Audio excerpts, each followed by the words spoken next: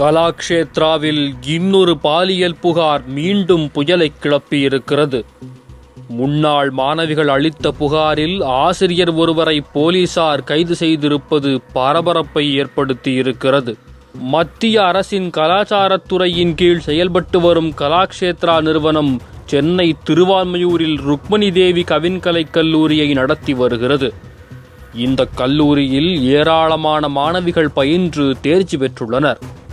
இந்த நிலையில் இந்த கல்லூரியில் பணியாற்றிய பேராசிரியரான ஸ்ரீஜித் கிருஷ்ணன் என்பவர் 15 ஆண்டுகளுக்கு முன், அதாவது 1995 முதல் 2007 காலகட்டத்தில் தங்களை பாலியல் ரீதியாக துன்புறுத்தியதாக வெளிநாட்டிலிருந்து மாணவிகள் 2 சென்னை காவல் ஆணையர் அலுவலகத்திற்கு மின்னஞ்சல் மூலம் புகார் அளித்தனர். இதன் அடிப்படையில் நீலாங்கரை அனைத்து மகளிர் காவல் நிலைய போலீசார் அவர்களிடம் வீடியோ கான்பரன்ஸ் மூலம் விசாரணை நடத்தினர். அந்த விசாரணையில் 15 வருடங்களுக்கு முன் நடன பேராசிரியர் ஸ்ரீஜித் தங்களை பாலியல் ரீதியாக துன்புறுத்தியதாக தெரிவித்துள்ளனர். குற்றம் சாட்டப்பட்ட ஸ்ரீஜித் தற்போது கலாக்ஷேத்ராவில் வேலை செய்யவில்லை என்றும், அடையாறில் தனியாக நடனப்பள்ளியை அமைத்து மாணவிகளுக்கு நடனம் கற்றுக் கொடுத்து வருவதாகவும் கூறியுள்ளனர். இதையடுத்து வழக்கு பதிவு செய்த போலீசார் அவரை கடந்த ஏப்ரல் 22 கைது செய்து